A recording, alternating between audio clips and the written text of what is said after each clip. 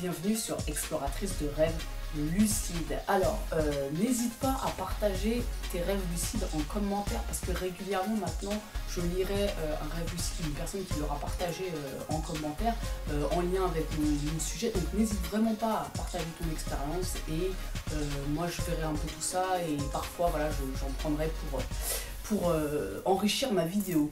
Donc aujourd'hui on va parler de meurtre en rêve lucide et c'est fou parce que j'ai pensé à ça ce matin et je me suis dit mais attends, j'ai jamais rien lu par rapport à ça. Donc là je me suis un petit peu renseignée, j'ai recherché un peu. Donc déjà dans l'ensemble ce qu'on peut dire quand même c'est que, alors je pourrais pas faire de statistiques mais j'ai le sentiment quand même que la majorité du temps, les personnes qui font des rêves lucides, elles vont plutôt se diriger vers des trucs fun, vers des expériences qu'elles ne peuvent pas faire dans la vraie vie, réaliser des fantasmes, apprendre à se connaître, voilà, rentrer en contact avec les personnages du rêve, etc. etc. Et du coup, je me suis dit, mais c'est quand même drôle que quand on devient lucide dans un rêve, les premières choses qui nous viennent, on est tellement heureux et enthousiaste, c'est de faire, voilà, de faire des trucs fun, de s'amuser, de s'éclater, et on n'a pas forcément l'idée d'aller faire du mal à qui que ce soit.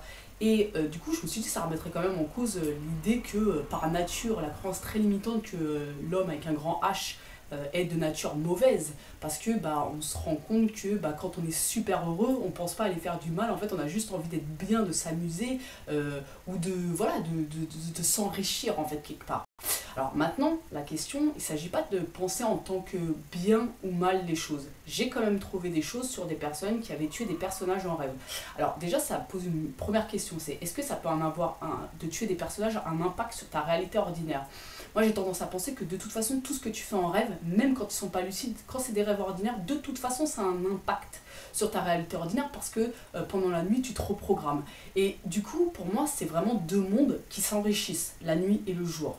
Donc forcément ça peut avoir un impact, mais est-ce que ça a un impact forcément négatif? Non, on va essayer de sortir du côté vraiment bien-mal. Regarde, je te donne un exemple. Si par exemple on peut imaginer, tu as un conflit avec quelqu'un, ça te ronge, c'est quelque chose voilà, depuis longtemps qui est là comme ça, et que en rêve, de façon symbolique, tu tues cette personne. Et on peut imaginer que ça libère du conflit. On peut imaginer ça. Tu vois ce que je veux dire? C'est-à-dire qu'il faut vraiment essayer de sortir de la dualité bien-mal.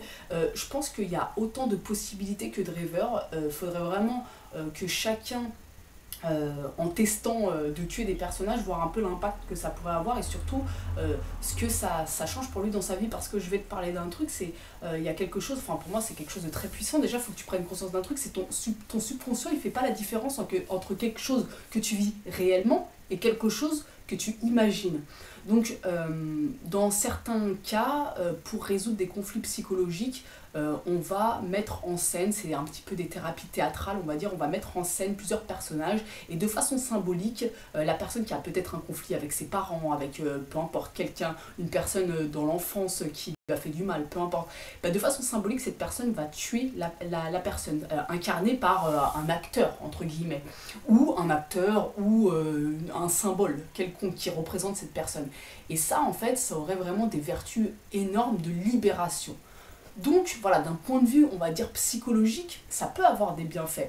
Maintenant, la question est de savoir, quand tu te réveilles dans un rêve, si tu te mets à tuer tous les personnages pour le plaisir, d'une certaine façon, quelle est la différence avec quand tu joues à un jeu vidéo et que tu tues des personnes? Voilà, je pense que là, pour le coup, on est tous différents et que ça va représenter et ça va avoir un impact de façon très différente d'une personne à une autre. Moi, je te parle de mon expérience, je sais que ça m'est même jamais venu à l'idée. Bon, moi, le premier truc qui me vient à l'esprit quand je suis en rêve lucide, c'est de... Alors, c'est soit dans le passé, c'était beaucoup de voler, de m'amuser, de... Voilà, ce genre de choses, ou là, plus récemment, de rencontrer des personnes décédées, ou alors de rentrer en contact avec les personnages pour en apprendre plus sur moi. Mais moi, je porte aucun jugement là-dessus.